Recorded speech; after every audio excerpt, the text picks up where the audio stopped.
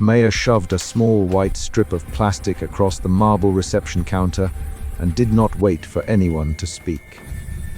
The positive line was visible through the fluorescent reflection, and she did not lower her voice when she said, "Liam, you need to look at this." Shame tightened her throat, and betrayal pushed her legs forward. She wanted him to see the cost of his absence. People in suits stopped. A receptionist froze with a pen hovering. Maya's hands trembled as she held the paper. That was the first motion of the day she could still control. Maya waited while Liam Parker walked down the chrome stair in the lobby like a man who had not been surprised by a single problem in his life. He saw the strip, and his smile cracked the way a mask would when someone touches glue to it. Maya, Liam.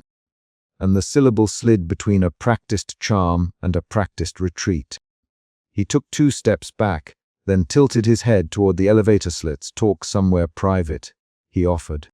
Shame pushed at Maya again, but this time it turned into something sharper, anger toward the man who had avoided calls and missed dinners. The anger became her voice. "You look at it." Maya, pushing the test closer so the light over the desk picked up the faint second line. Coworkers clustered at the edges of the lobby and watched the exchange like they were waiting for a small performance. Maya's sister Anna stood a few feet behind her with a shopping bag limp in one hand and a phone in the other. Anna's jaw was tight. Fear showed in the way she kept glancing at a watch. Maya had told Anna to come, and Anna's arrival had steadied Maya's breathing by degrees. Liam glanced at the test, then at the receptionist, then back at Maya. He folded his hands. "This is private, Maya.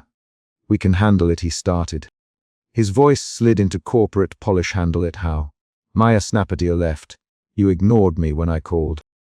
You didn't come to the appointment we scheduled 2 months ago." Her voice was brisk, each word precise. Liam's expression hardened.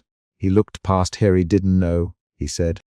The phrase landed thin and brittle. A junior associate stepped forward and said, "Sir, you have a meeting on the 15th floor." The comment was small, but it shifted the room. Liam straightened and did not answer the associate. He kept his eyes on Maya, and for the first time she saw irritation under the charm. "I'll speak to you later," he said. He turned and walked toward the elevator. His coat brushed Maya's shoulder as he passed, and the contact felt like a final, deliberate refusal. Maya's chest ached.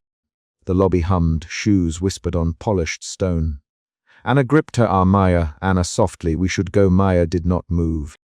She folded the positive strip into the corner of her palm like a promise and left the lobby with Anna trailing, the crowd letting them pass. The encounter had done what she needed it to do. It had forced visibility. The shame that had ballooned into something private now sat in the open air next to her. Back in her soft-lit apartment, the hallway light made the brass numbers on her door look warm and ordinary. Maya set the folded test on the kitchen island where she could see it when she rinsed a mug. She ran water over her hands until the skin cooled and the shaking eased. Her mind ticked through practical details: clinic appointment tomorrow, insurance forms, possible paternity acknowledgement. Each item was a small, sharp fact. Fear came next, a tight, physical pressure as she pictured legal forms and bills. Then a slow shift into resolve. She would not sign anything in panic. She laid out possible steps on the counter, and then stopped when a knock sounded at the door. Ethan stood in the hallway with his hands in his worn denim jacket pockets. There was a faint smudge of dust on the watch he kept, and he smelled of wood and citrus. He had seen Maya at odd hours for months, always a neighbor passing with a bag of groceries or offering to take in a package. That night he did not smile. He simply asked, "Can I come in?" Maya nodded and stepped aside without answering. Ethan moved slowly into the living room and took in the test on the island. He did not touch it. He offered a single sentence, "Practical and spare. You have a clinic appointment tomorrow." "I can come with you." The offer was not grand. It was the opposite of spectacle. It was the sort of help that meant boots on concrete. Maya looked at Ethanway. "Would you do that?" she asked. Her voice had the brittle edge of someone who had been disappointed too many times. Ethan folded his hands. Because someone has to help with the forms, he said, because the building's landlord will ask for a doctor's note. Because I can drive you and wait in the lobby. There was no pity in his tone, only a list of practical reasons. That steadiness eased a part of Maya's chest.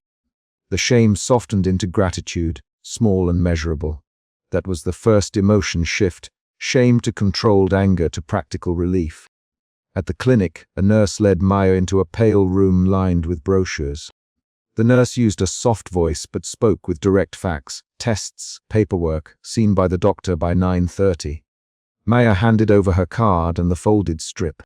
When the doctor confirmed pregnancy and explained the potential complications without a paternity acknowledgement, Maya felt fear, raw and immediate, press against her ribs. The doctor said, without a signed paternity statement, insurance may deny certain coverage. The words were clinical. Maya's fingers tightened around the edge of the chair.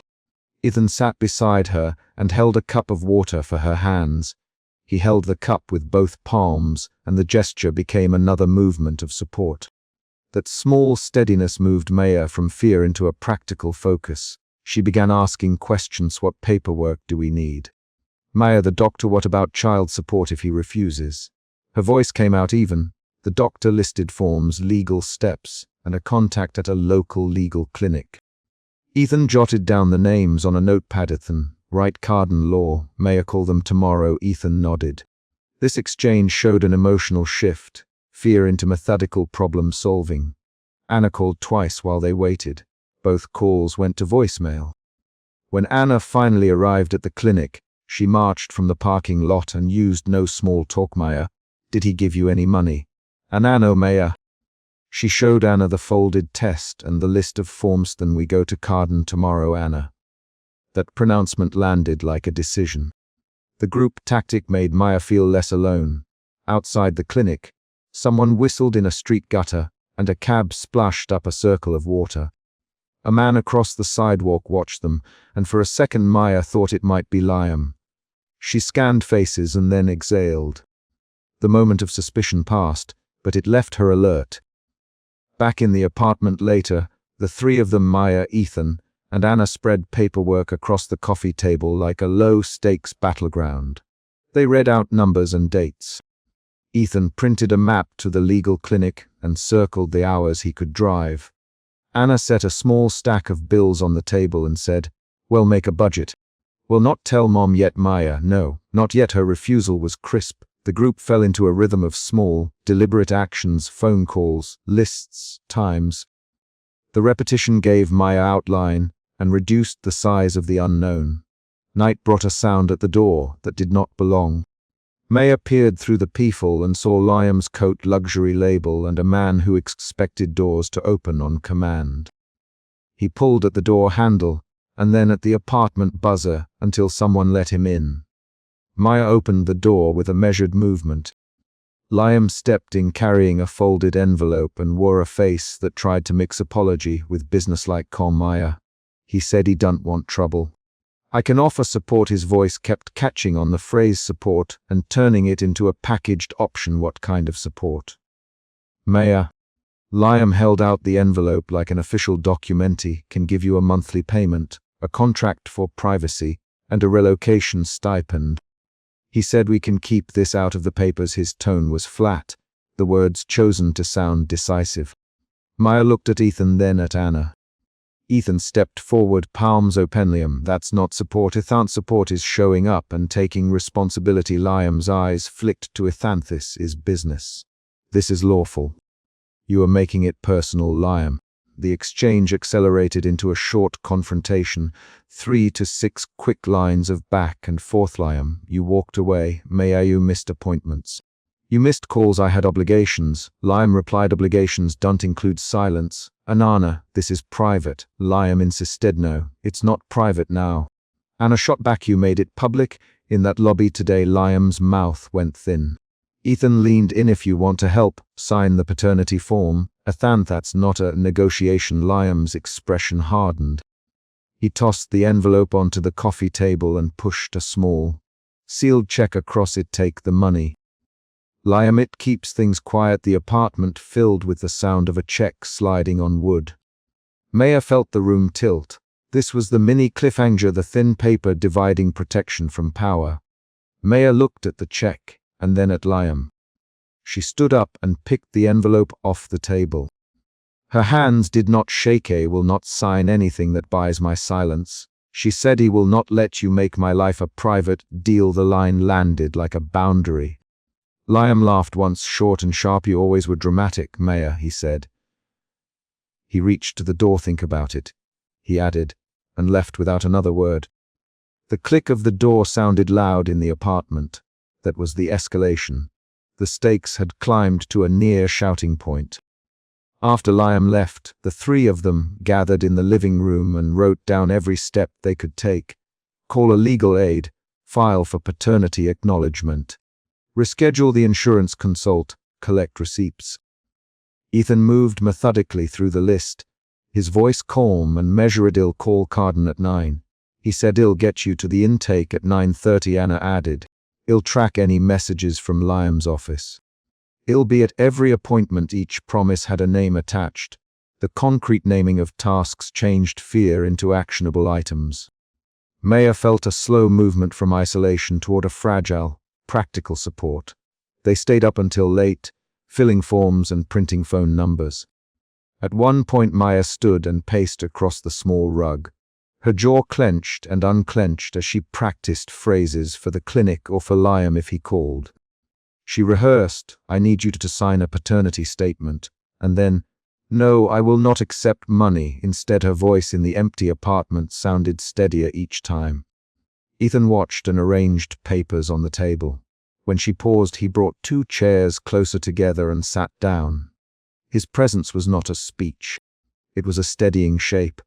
Maya heard herself breathe and felt the second emotional shift from suspicion and fear to focused cooperation and guarded trust. Morning came with a thin light through the curtains. Maya folded the clinic pamphlets and placed them in a small envelope. Ethan set his wristwatch and checked their timeline. "At Carden," he said, "bring ID, the test, and any messages from him." Maya nodded. Anna kissed Maya's forehead and left with a list of errands. Before Anna closed the door, she said, "Call me if he shows up again." "I will," Maya replied. The final beat of the night was small, a plan made and a promise of presence. Maya held the folded positive strip in her palm one last time, and then slid it into her wallet. She clipped the legal clinic number to the inside of the wallet with a note. "Call on first business day." Ethan stood, buttoned his worn denim jacket, and picked up the legal pamphlet he had printed the night before. He slid it into his bag and paused by the door. "I'll be here when you get back," he said. Maya looked at him and then at the apartment door closing behind Anna. She nodded once, a solid, small motion. Ethan closed the door behind him and left his jacket hanging on the chair by the entryway. Maya sat at the table and wrote down 3 questions to ask the clinic. The chapter ended on movement, paper, steps, and a plan that could be followed. The confrontation had resolved into a tentative, concrete path forward. The apartment smelled faintly of coffee and citrus, and Maya felt the outline of decisions she would keep. Liam's knock turned into a shove against the doorframe as he said, "You expect me to be a father?" Shame tightened Maya's throat and pushed her hands to the sink. She had shoved a small white strip of plastic across a marble counter only the day before and not waited for anyone to speak. The positive line had been visible under fluorescent light, and she had said, "Liam, you need to look at this," without lowering her voice. The confrontation at the reception desk was still a raw edge in her chest when the late-night knock came. The central problem stood plain: Liam refused the responsibility and wanted to leave any consequence to her. She stood inside the narrow apartment hallway with the door cracked. Her hand hovered on the chain. A street lamp threw a thin rectangle of light across the floor. Maya kept her weight forward between the hallway and the living room so she could step back if he pushed. She had no plan to hand him control again. Liam. He used the charm that had worked in crowded bars and at office parties. He leaned into the doorway and tried to smooth his shirt. "Who can handle this quietly? Can you leave, Maya?" The word was steady. She named what she needed him to do. Her fingers tightened on the chain and she could feel the calluses on her thumb. "Not this time, Liam." Not like that. Shame shifted into anger. Maya's jaw tightened. She glanced past Liam to the small living room where unpaid bills sat in a neat stack on the coffee table. The baby test from the clinic, still folded, lay on top of an envelope. She remembered the reception counter, how she had shoved the strip of plastic across the marble, and watched his face change when he saw the 2 lines. That memory made her blood move faster, but it did not make her relent. Liam's smile thinned. He stepped forward and blocked the doorway. "You can't make me do this, Maya. Think about what people might say. Think about your job." His hand hovered over the file on the coffee table, as if he could touch the papers and rearrange. "His responsibility. Don't touch my things, Maya." She pushed the chain open and held the door with one hand. The living room light caught the edge of the pregnancy test in the envelope. "You left the night I needed you. You don't get to decide now." He lifted his hands. He said, "I could help. We can figure this out without making a scene." He used the same tone he used when apologizing in restaurants, practiced, public-friendly. He used words that tried to shrink what had happened. A car door slammed across the hall. Ethan's footsteps came up the building stairwell, measured and quick. He had run when the neighbor banged on his door and told him there was shouting next door. He kept his jacket half zipped and his keys in his fist. Ethan's presence changed the angle of the conversation. Maya felt a small relief, concrete and immediate. She had called him once hours earlier, when Liam had texted, "We need to talk." Ethan had stayed within reach all night since. Ethan stepped into the doorway without asking. He looked at Liam, then at Maya, then at the strip of cardboard peeking from the envelope. "You should leave, Liam," he said. The phrasing was simple, his jaw set. The warning carried weight without theta. Liam bristled. "Who are you?" he asked. He tried to use irritation as a shield. "This is between me and Maya." "No, it's not, Ethan." He closed the door behind him and placed his hand on the frame. He avoided making a scene. He offered practical options. "You can go. Or you can sit down and sign whatever papers she needs you to sign. But you're not taking a child and walking away." The exchange tightened. Liam's face flickered between annoyance and panic. He tried to grin, to charm, to shame in return. The tactics did not work on Ethan. Maya watched them both. She watched the way Ethan's fingers flexed when he promised and the way Liam's voice thinned when the argument lost its theta. "Maya. Liam, softer. We don't have to do this now. Think about your job. Think about our futures." She cut him off. "Think about what you already did. You walked out when you were supposed to stay. You would help before the test and you left. This isn't a negotiation." The word negotiation hung in the doorway. Maya felt anger harden into a practical, cold focus. She named the stakes aloud: her job, the rent, the clinic bills, the time off she might lose. She called the HR office in the morning, because she could not let doubt sit in the room overnight. The neighborhood's night quiet pressed near. Ethan moved papers away from the coffee table and slid them toward Maya. He did not demand anything. He set out a pen, a blank form, and a small envelope with cash he had taken from his wallet. He placed them down as if setting a tool on a workbench. He called the clinic and the city clerk earlier. "Ethanthi, there are forms we can file to set paternity notifications and to claim temporary guardianship for medical appointments. I can help with the paperwork." Maya swallowed. She turned the envelope over in her hand as if testing its weight. Pride pushed against her. She had built a routine for herself that did not include asking for help. She folded the envelope inward and then slid it back across the table without taking it. "He don't want charity," she said. The line came out small. Her voice had a husk when she tried not to break. "He want dignity. I want to do this right." She Liam's Namelium. "You can do the right thing right now." Liam forced a smile. "I can't be held down, Maya. I have to think about my job too. You know my family, Liam, Maya. Louder you'd be honest. You'd be different. You left the morning after our fight. You chose someone else at the bar. You chose to avoid this. He moved, like a man rewiring excuses. He tried to charm the neighborly. Tunny, you're overreacting. We can keep it quiet. We can tell them it's not confirmed. Ethan's response was a line of short sentences. You can't silence the clinic report. You can't control your image by walking away. You made a choice. You can sign the paperwork or leave town. The choice is yours now. Liam's mouth tightened. He left with a last line, this isn't over. Maya, and the apartment door shut harder than it had opened. The lock clicked. Maya listened to his retreating footsteps. Relief and exhaustion washed in a measured wave. The next morning came with a different pressure. Maya carried a mug into a small meeting room at the office and sat before a manager who measured her in office lights. Her manager's voice was even and bureaucratic. Maya, we can't guarantee extended leave for pregnancy. We have policies. We also need to cover your workload. The words hit like a physical thing. Fear rose, fear of losing income, fear of losing the plan she had for a steady life for her child. Maya's hands rested on the table. She felt the grain of the wood under her palms. She named the stakes to the manager, the doctor visits, the likely reduction in hours, the cost of childcare in a few months. The manager responded with procedure.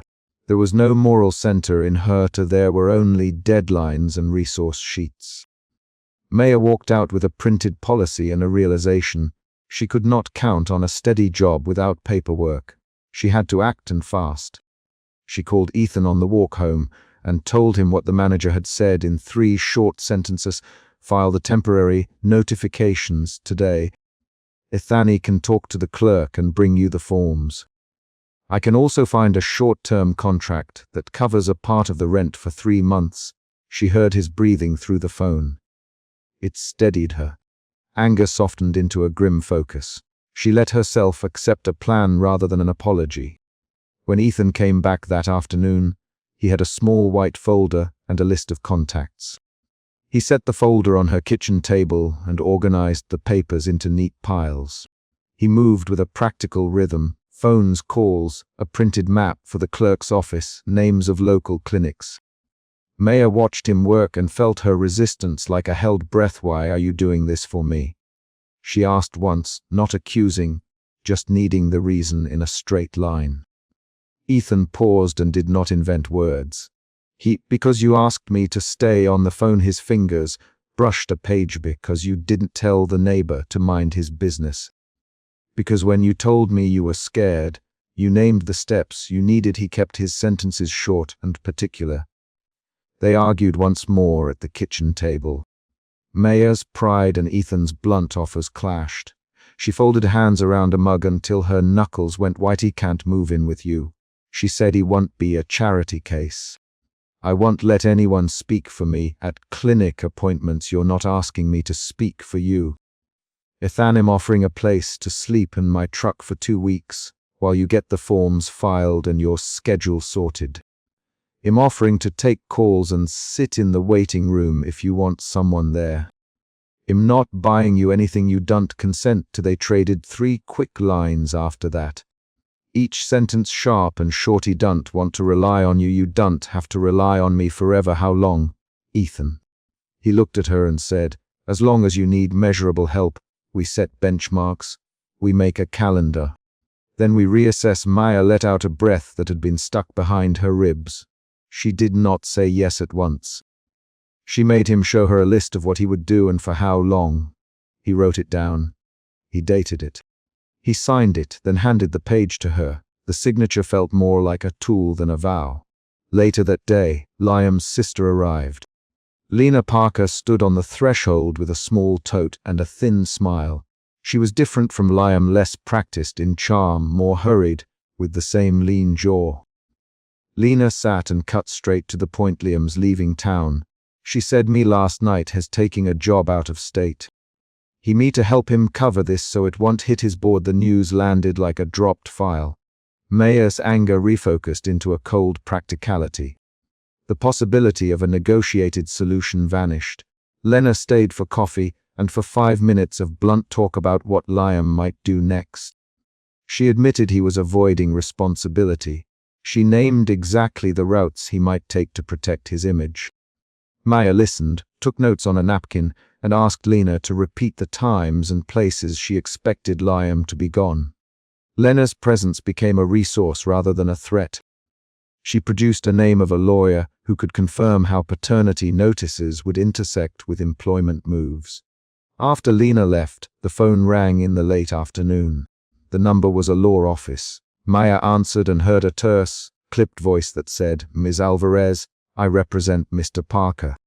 He asks that you accept a private settlement rather than public proceedings." Shame ricocheted into alarm. The voice used legal phrasing and implied public humiliation. Maya felt fingers tighten around the phone until the plastic creaked. Her pulse moved like a tool measuring distance. She the lawyer very clearly that she would not accept payment for silence. She wanted presence. She wanted paternity confirmed. The lawyer's voice hardened into a list of threats and veiled consequences, how a public case might affect reputations. The line cut and left a new risk: public pressure. Maya's fear rose. She walked to the window and pressed her palm against the glass. She could see the neighbor across the small courtyard closing his blinds. The apartment felt smaller. She called Ethan. He came straight away and met her at the clinic waiting room where she had gone for the tests. He sat beside her and they filled out forms together. The waiting room's chairs were practical and thin. They folded forms with a steady rhythm. At one point a nurse passed and gave Maya a pamphlet about maternity leave and legal rights. The lawyer's call became the pivot. Ethan suggested they go to the city clerk that afternoon and file a paternity notification and a request for temporary medical proxy. Maya felt an emotion shift from alarm into determination. She spoke in quick, practical sentences. "A file. We lock the dates. We make the appointments official." They argued once more, but this time the argument moved into logistics. The tension came from schedules and from stubborn pride. They handled it like paperwork: fill the blanks, sign, notarize. When an official asked for identification, Ethan handed over his. He did not overstep in conversation. He simply placed his ID on the counter. At the clerk's office, a woman in a grey cardigan asked what they wanted were filing a paternity notice and requesting a temporary medical proxy for prenatal visits. Ethan. He spoke clearly, looking at the official rather than at Maya. The official typed and slid forms forward. Maya signed. Her pen left an imprint of small, careful letters. Her signature was a moment that felt like a hinge. She felt fear again, fear that the signature might be the first time she had to rely on someone else's presence in a meaningful way. She also felt a new kind of clarity. The lawyer's threats meant nothing once paperwork began to exist in government files. Paper confirmed or denied illusions. Back at the apartment, the evening softened into dusk. Ethan helped move a few boxes to a small spare room that would be temporary storage for the things Maya needed to keep within reach. They stacked them by the window. Maya tied a blanket around a box to signal it was fragile and labeled it with permanent marker. They paused. Maya looked at Ethan and then at the pile of labeled boxes. The emotion between them had moved, suspicion into gratitude, pride into acceptance. Neither the words either might want. They traded small, working gestures. Ethan wiped down the coffee table.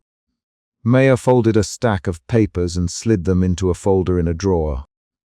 The climax of the chapter happened when the lawyer called again late that afternoon and threatened to use publicity to pressure her into accepting a settlement. The call added legal weight to the stakes and pushed Maya into decisive action. She called the clinic, the clerk, and a local advocate. She made a list of steps and then read them aloud to Ethan. First, we file the paternity notification. Second, we set an official medical proxy. Third, we contact the advocate if any threats are made public, she said. Each sentence was a small command. Ethan repeated the plan back and said, "I'll go with you to every appointment. I'll take the paperwork to your employer if you want me to. We'll do it by dates. We make it factual, not emotional. Maya nodded and felt a tired kind of relief. She did not smile. She did not feel triumphant. She felt a calm that grew from lists and signed forms. She had turned a threat into a set of known steps.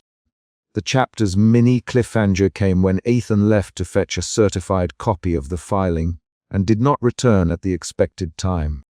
Maya stood by the window and waited, watching dusk deepen. Her phone buzzed with a message from Ethan. Traffic. 2 more streets. Don't sign anything else. An external event arrived again. Lena called and said Liam had posted something ambiguous on social media that suggested he might try to discredit her if pushed. Maya's hands closed around the phone until her knuckles whitened. She felt the shift from methodical to urgent. She went back to the kitchen table and set the folder of filings in the center.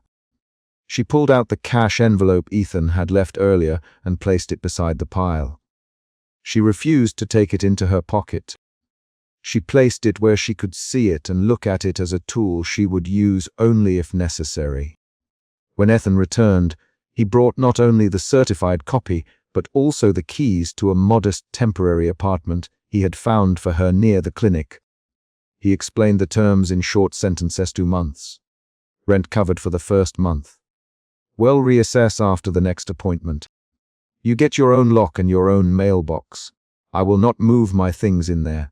You'll have your privacy. Maya listened, then asked one question: if Liam sues. We deal with that then. For now, we secure medical care and shelter. We make the facts public if we must. We don't accept hush money. She signed the first form in the copy he had fetched. Her pen answered with a sharp line. She felt the ink under her finger like a small, practical scar. The chapter closed not on a speech, but on an action.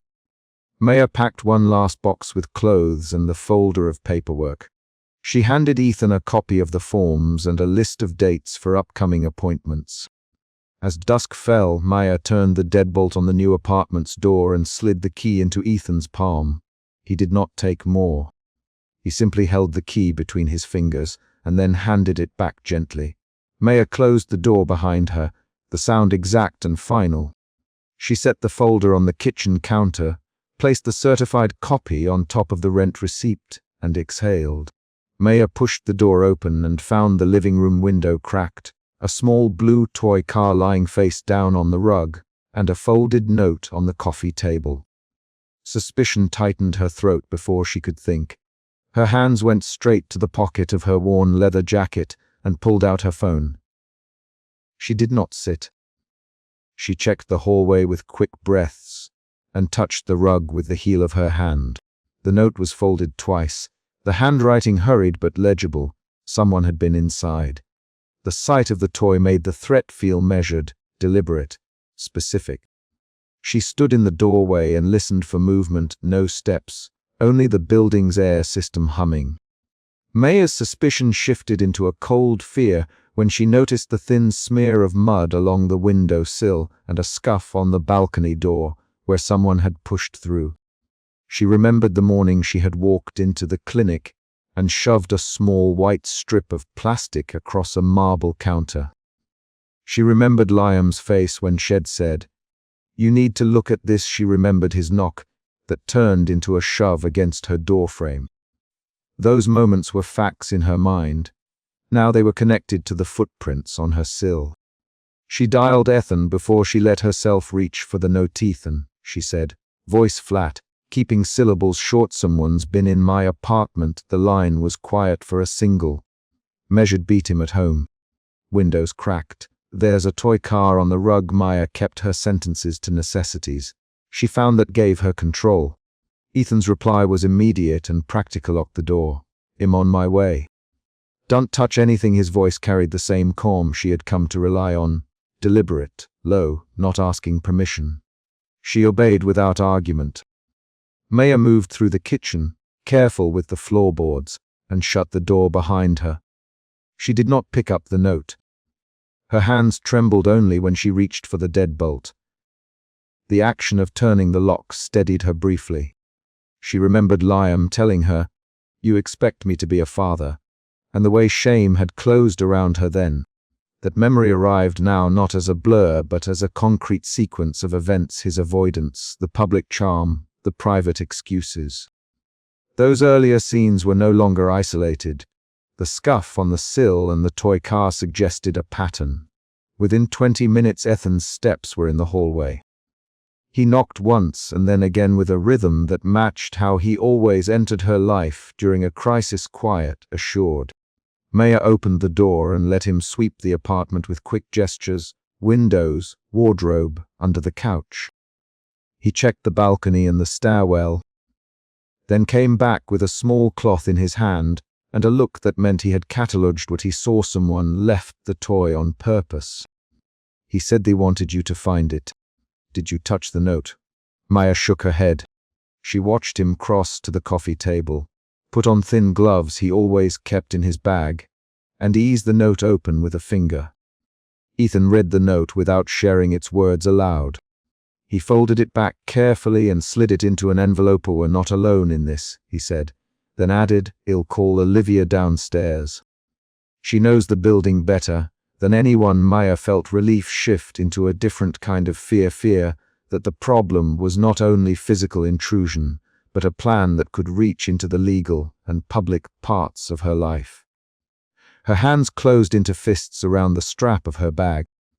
She had, in the last week, shoved a pregnancy test across a clinic counter and declared the truth to someone who had answered with a shove. Now that shove had turned into surveillance.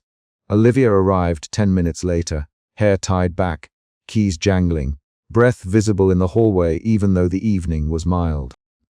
Maya let her in without ceremony. Olivia had seen lights on in apartments at odd hours before. She introduced herself with a blunt practicality that cut through the anxiety in the room. "He saw a car by the curb all afternoon, Olivia." She pointed to the building's parking area visible through the stairwell window. "It wasn't the kind that comes and goes." It stayed. She knelt and picked up the toy, turning it over with steady finger. "Someone wanted you to notice this." Maya repeated the name aloud, as if giving shape to the threat. Liam could be behind this. Olivia's brow tightened at the name. She had seen Liam in the building lobby the week before, she said, and had written down his plate number when he left in a hurry. The neighbor's sighting pushed the group's suspicion into a new, acute phase. Maya's cheeks warmed with a flush that felt like shame at first, but she forced that down and let it become clarity. If Liam had indeed been watching the building, then his earlier words, "You expect me to be a father," were not merely excuses. They were a prelude to action.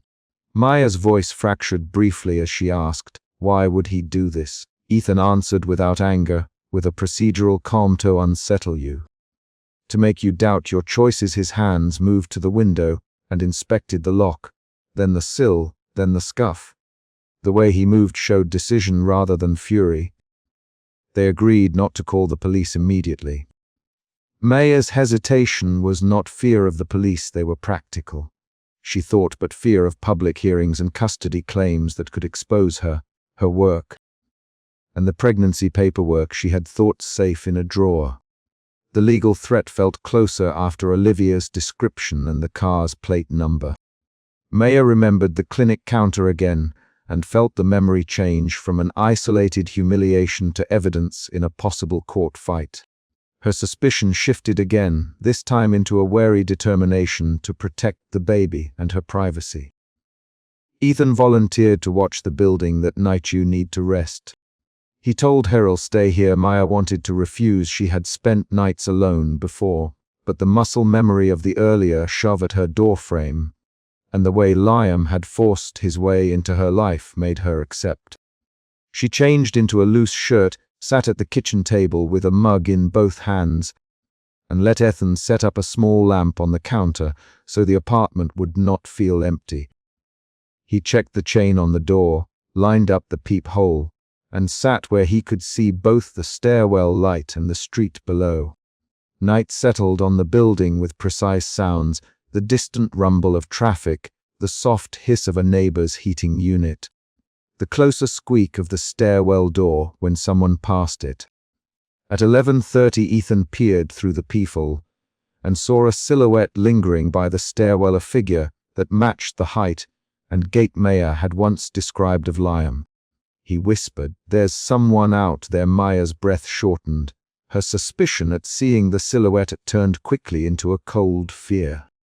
She felt the blood in her hands. "An animal reaction. Call the police," she said, voice low and urgent. Ethan hesitated. "If police come and he's gone by the time they arrive, a report will exist. That can help later." Maya's fear didn't yield. She worried about provoking him into violence. Silence stretched. The silhouette moved and a car idled below, headlights off, like a patient animal. They watched the minutes like a measured countdown. Maya's legs curled under her on the couch. She kept touching the locket at her throat with thumb and forefinger until the metal warmed against her skin. The watch in Ethan's bag clicked softly as he set it on the table and marked time. They argued in short lines of dialogue, 3 exchanges that ran quick and tight. "Call now." "Maya, not yet." Ethan replied, "What if he sees us call and forces something worse?" Maya answered, "Then we have a report after. We need something that shows he was here. I'm not leaving you." Ethan, placing his hand over hers, then removing it as if respecting a private line. That stop-start contact was a small negotiation. The next morning, caseworker Rosa arrived on schedule. Her presence introduced a legal axis into the chapter. She carried a folder, moved with quiet efficiency, and listened without flinching. Maya had expected official language, and Rosa delivered it plainly. "A paternity petition has been filed. A preliminary hearing is scheduled in 2 weeks." The words landed like new furniture pushed into an already crowded room. Maya's suspicion blossomed into alarm at the fact this wasn't only intimidation, but a formal legal move. Rosa explained steps and options, and she named resources and what evidence would help. Maya wrote down a list as Rosa spoke, each item making the problem more concrete and harder to ignore. While Rosa spoke, Ethan's expression tightened at the part about evidence. He pointed questions about surveillance, visitors, and whether the building recorded car plates. "Olivia," she wrote down the plate number. "Maya." Rosa nodded and asked for every detail. Maya found she could describe things with precision now: who had been inside, what had been moved, the note on the table, the toy. Speaking the facts gave Maya distance from the shame that had pressed on her during Liam's early denials. When Rosa left, she left forms and a number to call. She also left a quiet reminder that legal processes could shift the field quickly. Maya felt constrained. The law could protect, but it could also drag her into hearings she had not chosen. That late morning, while Maya and Ethan collected themselves in the lobby, an unexpected figure arrived. Liam. He pushed through the building doors with the same practiced charm he'd used before, but the charm dropped when he saw Maya. He claimed a right to see the baby, voice measured to sound reasonable. Olivia's face hardened. "You can't just barge in here," she said. Her bluntness cut across the lobby. Liam tried to reach for the box of baby clothes that Maya held, insisting, "Those are ours." "I have a right." Ethan stepped between them. He did not raise his voice at first. He put both hands forward, palms open, as if signaling an offer to handle this without spectacle. Maya felt a rush of protective energy from him, and that shifted her fear into a sharper, angrier resolve. Words escalated quickly. "Liam, you need to leave." "Ethano," Liam replied, "you didn't tell me." "You didn't." Liam. Maya interrupted, voice steadying with purpose. "Do not touch my things." The exchange grew physical in a single instant. Liam tried to pull the box toward him. Olivia's hand shot out to stop him, and Liam shoved Olivia with enough force that she stumbled into the concierge desk. Ethan lunged forward to block him. Furniture scraped, a woman gasped, and a neighbor pressed the elevator button as if calling for help. The lobby crowd reacted. Someone on their phone started dialing the police. Liam shoved past Ethan, anger hardening his face. He forced his way for a second attempt at the box, and the moment tipped into violence. Ethan caught Liam's arm and pushed back. Liam swung. Someone shouted the building address into a phone. A neighbor moved between them and demanded calm. That rapid exchange 3, then 4, then 6 short lines of back and forth felt like a trial in miniature. Voices overlapped. "Stop it, Liam. Let go!" "We called the police," Maya repeated his name sharply. "Liam." Enough. Her voice cut through the hubbub. Olivia straightened, clutching the box, and said, "You're leaving." Now the physicality of the moment made everything smaller and clearer. Either this confrontation would end with a bruise and stories, or it would become evidence for a courtroom. Officer Ramos arrived within minutes, breath steady, badge visible, and began taking statements. He Maya to recount the events. She answered with short sentences, each one a fact: the window, the toy, the note, the car plate Olivia had recorded, Liam's presence the previous night, the shove at the lobby. Ethan added details about the silhouette at the stairwell and the idling car. Liam's answers were rehearsed curiosity. "I was worried. I wanted to help." The officer warned that filing for custody and paternity could be pursued and that both sides should consider legal counsel. Maya listened to the officer and felt a new emotion take shape: resolved caution. She agreed to a temporary safety plan. Ethan would escort her home that day, and the building manager would change her locks for now. They left the lobby under a sky that had gone thin with light. Maya carried a small box of the baby things back up the stairs. Every step felt like a deliberate act of preparation. She and Ethan moved in a silence that was not empty. Their unspoken coordination had grown into daily habit. At the apartment, Ethan set to work building the bassinet. He unfolded a cardboard box, located the metal frame, and began fitting pieces together with methodical movements. Each click of a joint was a small, practical reassurance. Maya watched him, hands stilling on the kitchen counter, and felt an emotion shift from fear into guarded hope that was not naive but measured by actions. They talked in short, pragmatic phrases about the next steps. Should document everything. Ethan take photos. Keep a dated log of any contact. Maya wrote notes as he spoke, then added reminders about the legal forms Rosa had given her. She called her sister and left a clear message about not coming over yet. She did not want to drag others into the building's conflict too soon.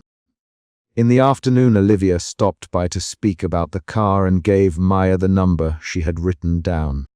Olivia's presence in multiple scenes was a steady, concrete fact. She had seen the car, she had noted the plate, and she had intervened in the lobby.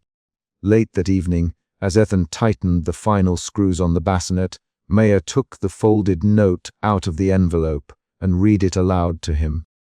The handwriting was the same hurried script she had seen before. The words were short and designed to intimidate. Ethan listened without comment, turning the paper between his fingers when she handed it to him. "We're going to file this with Rosa," he said. "Can add it to the report." Maya let the paper fold back into the envelope. The act of handing it over felt like delegating a burden. Handing over facts to someone neutral made the problem less haunting. A small twist came then while organizing the baby clothes. Maya found a receipt tucked inside a hat, an online payment confirmation dated 2 weeks earlier with a shipping address that matched none of her known accounts and a phone number she did not recognize. It was a detail she had not expected, and it made her reevaluate the intrusions, the toy, the car, the note. They might be part of a wider pattern of calculated pressure. The receipt altered how she connected previous events: the clinic counter, Liam's late-night knock, the lobby shove. The twist changed the immediate question from who had been watching to whether someone else had been funding or coordinating the harassment. Maya felt suspicion deepen again, now mixed with a new calculation.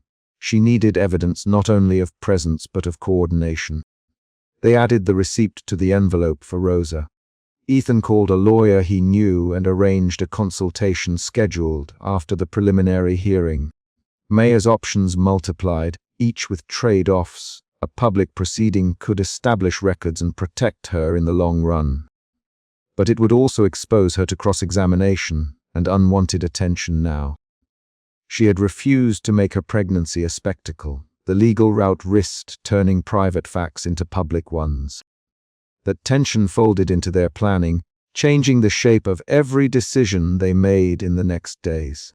At night, Ethan sat in the living room chair and watched Maya lock a small drawer in the kitchen with the pregnancy paperwork and clinic receipts. The lock clicked. The sound was a small punctuation. Maya slid the papers in, pushed the drawer closed, and turned the key. The action was simple and final in a way that felt like a decision. Ethan finished assembling the bassinet, held it up so they could both see that it stood firm, and then set it in the corner by the window. They did not discuss a future in grand terms. They took practical steps: document, protect, prepare.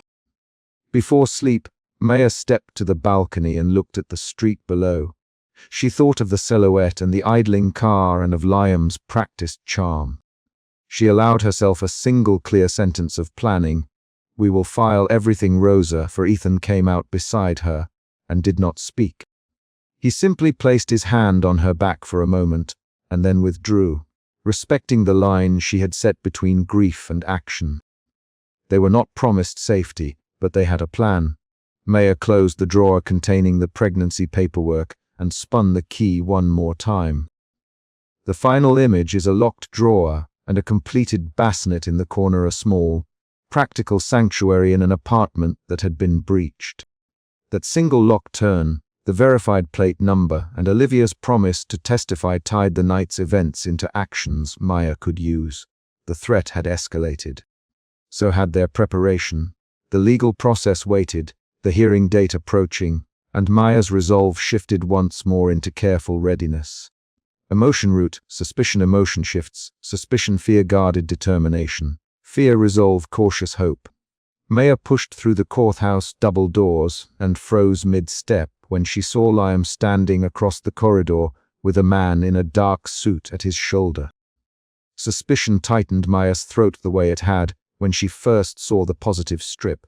She kept her hand on the strap of her bag so her fingers would not shake. Ethan fell into step beside her and said, "Stay close," low enough only for Maya to hear. The corridor smelled of coffee and old polish, people moving around them like an uncertain tide. Inside 3 sentences the situation was clear. Liam had arrived, flanked by counsel, and he wanted the hearing that might take their control away. Maya kept her shoulders square and looked for the folded note she had not yet read aloud in court. She had promised herself she would not be defined by other people's choices. The emotion root here was suspicion of Liam's motives, and it moved every decision she made as soon as she stepped into that building. They were led down to the hearing room 2 at a time. Ethan adjusted the papers in his folder with a steadying breath. His hands were practiced at unglamorous tasks, not speeches. Maya scanned the bench for Judge Ramirez and found the judge already at the bench, calling a different case. Liam's lawyer kept a polite, automatic smile. Liam kept his hands in his pockets. Maya remembered the white strip of plastic pushed across a counter in a fluorescent clinic, the exact moment she had named the fact out loud. She had not expected an answer, only a man who would not leave. The formal hearing began with the clerk calling names. Liam's lawyer slid a manila folder across the counsel table. Ethan opened his folder and set down a stack of receipts, a calendar of visits, and a stack of photos showing Maya's apartment prepared for a baby. The judge asked Maya to describe her living situation. Maya answered in short, concrete sentences: where she worked, the rent, who lived with her now. Each sentence aimed to close the space where doubt might live. "Alvarez, are you employed full-time?" Judge Ramirez. "I work evening shifts at the clinic front desk, and I pick up extra shifts on weekends," Maya answered.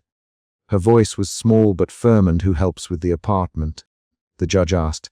Ethan spoke before Maya had to. "I help. I pick up groceries. I sleep over when she needs rest. I helped set up the nursery." He laid his hand flat on the photos, fingers splayed. Ethan's voice carried the kind of plain facts that hold up in a room that judges inhabit. When Liam rose, he kept his tone light and practiced. "Your Honor, Mitra." Parker would like to be considered for emergency custody while paternity is established. His lawyer supplied a prepared statement. Maya heard the word emergency and felt the room tighten around her ribs. The word had no urgency in her life, only the threat of losing control. A neighbor, Maria Cruz, stood in the gallery and caught the clerk's eye. Maria had arrived with a folded note, the same small sheet Maya recognized from the earlier apartment scene. Maria took the stand and said simply, "I saw Maya Parker leave early many nights. Once I knocked and he refused to answer while a woman upstairs screamed. Her voice did not wobble. It gave a detail that reordered the room. The gallery rustled. Liam's practiced smile faltered for the first time. The first emotion shift moved Maya from suspicion to a sharpened fear that paperwork and rehearsed words could undo the tiny fortifications she had built. She clenched and unclenched her fingers under the table, an action that felt like counting stitches in a garment she could still mend. The court social worker, Anna Morales, brought out a folder with a home visit report and photographs. The report listed dates, times, and details, the crib partly assembled, a receipt for a baby monitor, a list of emergency contacts that included Ethan and Maria, and notes on the apartment's safety measures. The photos showed Ethan tightening bolts on a crib and Maya folding tiny blankets. The social worker's voice was procedural. The images were quiet testimony. Each photo was a concrete counterweight to Liam's vague claims of concern. Liam's lawyer pushed back with a line of questions about stability and legal rights. Miss Parker wants to know why he was not notified earlier. Liam, I had a right to know. I tried to reach her. The back and forth quickened into the first court argument in which voices snapped. Ethan answered, "You left when she needed you. You texted once and stopped answering calls." Maria added, "He let her wait on the staircase. While she held the test, the exchange burned away the fog of public image." In the courtroom, the judge nodded at Maria and then at Anna's folder. The second emotion shift moved Maya from fear to a stripped resolve. She decided to take control not by pleading but by naming what she would not accept. Ethan watched her face while she spoke. Maya stood and placed her hands flat on the counsel table. "I will not accept a temporary order that gives mither Parker emergency custody," she said. "I want the court to consider the child's safety and stability. I will accept supervised contact if that's the court's decision, but I will not cede the apartment or my primary caregiving role without a plan that protects us." She did not beg. She spoke with the calm economy that had carried her through late-night clinic shifts and alone trips to the pharmacy. Liam pushed his chair back and came around the counsel table, his movement quick and personal. "You can't tell me what to do, Maya," he said. Close enough that other people heard the rasp in his voice. "I have rights to." His hand brushed the table where Maya's papers lay. She felt the movement as an intrusion. Ethan stood and placed himself between them without dramatic gestures. He set both palms on the table and said, "Liam, step back." There were 3 hands on that table now, Maya's, Ethan's, and Liam's. The room held its breath as the confrontation moved from words to posture. The courtroom argument turned fast. Rapid exchanges followed. "Step back. Ethan, don't you touch her." "Maria, I have a right." "Liam, you walked away." Ethan answered, "You left her with a test on a kitchen counter." Maria added. That series of lines, 5 short replies, formed the mandatory rapid back and forth of a confrontation, each sentence a quick strike. Liam tried to intimidate by moving closer. He leaned over the table and said, "You don't get to decide who I am to my child." He forced his smile thin. Maya did not flinch. She looked at the judge and said, "If Mia Parker cannot put the child's needs first, the court should consider that." When weighing contact, her tone was firm. It read like a list of facts rather than an appeal to mercy. Judge Ramirez watched those faces and then set down a pen. He spoke with the flat cadence of someone who has seen these patterns before. He denied the emergency custody request and laid out protections: supervised visitation to be arranged, a requirement for Liam to demonstrate stability, and consistent contact before unsupervised time. and a stipulation that emergency relocation would only be permitted with court approval. The judge wrote the order and read key paragraphs aloud. When the ruling landed, relief washed over Maya, but it was not an abstract sentiment. Her shoulders dropped. She inhaled without holding it in. The third emotion shift arrived. Resolve shifted into cautious relief, threaded with exhaustion. She let out a short laugh that had nothing funny in it. "One what counts," Ethan, voice low. Maria crossed the room and laid a hand on Maya's elbow, a neighbor's reassurance made physical. Liam left the courtroom with his lawyer in a tight, controlled fury. He did not shout. He tightened his jaw and walked out with slow steps. Outside in the corridor, he slammed a door in a way that echoed. The sound landed in the foyer and then faded. Maya watched his back until he disappeared around a corner.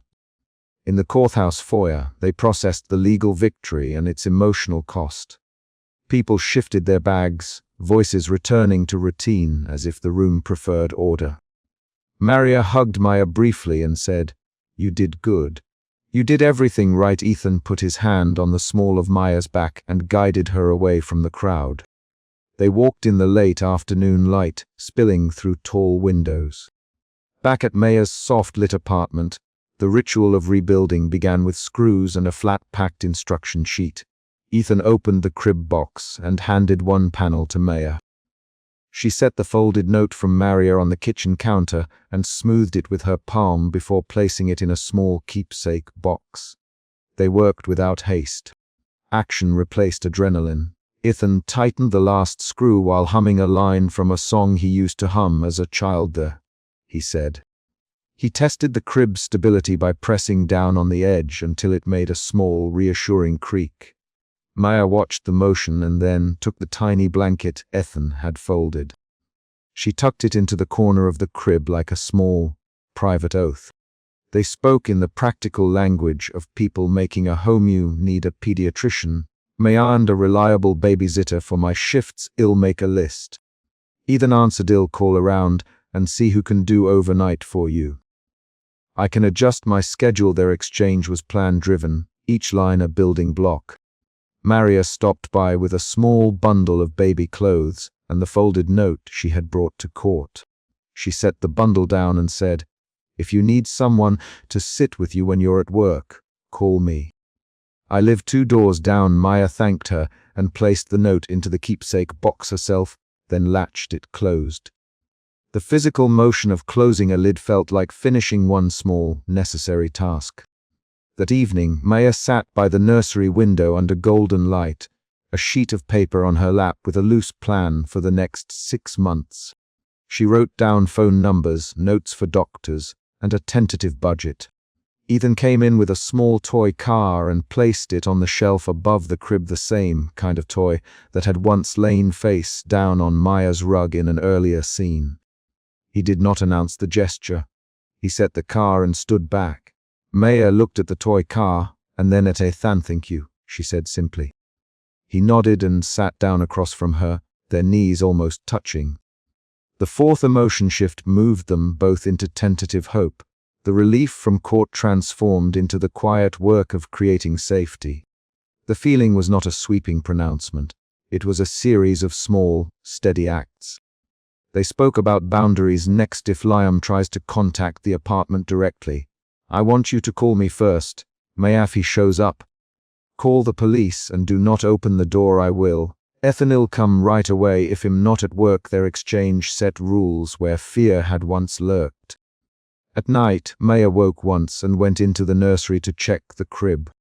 She smoothed the blanket and felt for the rhythm of the room, a soft hum from the refrigerator, the distant sound of a neighbor's television. She put her hand on the small keepsake box and opened it to look at Maria's folded note. It read, in neat block letters, "You are not alone." The note's simplicity landed like a small, solid fact. Ethan still slept on the couch most nights when his work schedule allowed, his watch set on the small table beside him. He rose early to help Maya with errands and to stand as a practical barrier against sudden, unplanned appearances. His presence did not erase past injuries. It offered reliable tasks. A week later, The court arranged supervised contact for Liam under the social worker's supervision. The first meeting was short and formal. Liam arrived and sat with his hands folded. He tried to sound conciliatory, want to be in his life, he said. Maria and Anna were present. So were Ethan and Maya. Liam's voice had the same smoothness, but without the rehearsed edges it showed earlier. He sat and watched the child through a glass partition, while a social worker logged times and behavior. The plot twist arrived not as a secret document, but as a small, concrete reveal, a text message from a number labeled Liam that said, "I will get help."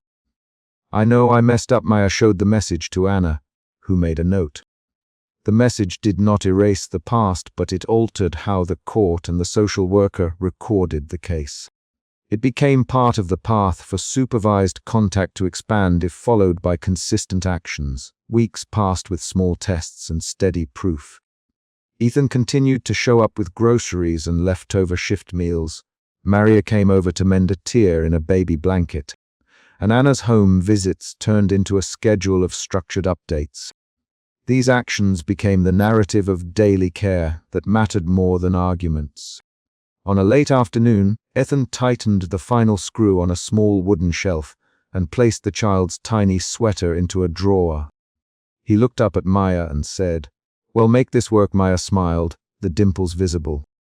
She closed the drawer and then, with a simple motion, took the neighbor's folded note and tucked it behind a small photograph of the apartment's first furnished corner. The chapter closes not with a speech, but with a concrete act. Ethan places a small toy car on the nursery shelf and clicks the light off as Maya pulls the nursery curtain partially closed. The apartment settles into a new routine that is practical, bounded, and defensible. Maya stands at the crib and says, "Tomorrow I'll call the pediatrician and set the first appointment." Ethan answers, "I'll come with you." Their agreement is a set of actions, not a promise written in air. Outside, a car door closes softly in the evening. Inside, Maria's folded note sits in the keepsake box. The crib holds a blanket, and the house has a list of phone numbers pinned to the fridge. The final beat is a small movement. Ethan lays the final screw into the crib while Maya slides the neighbor's folded note into the keepsake box and turns the key on the kitchen light, locking the door against the night.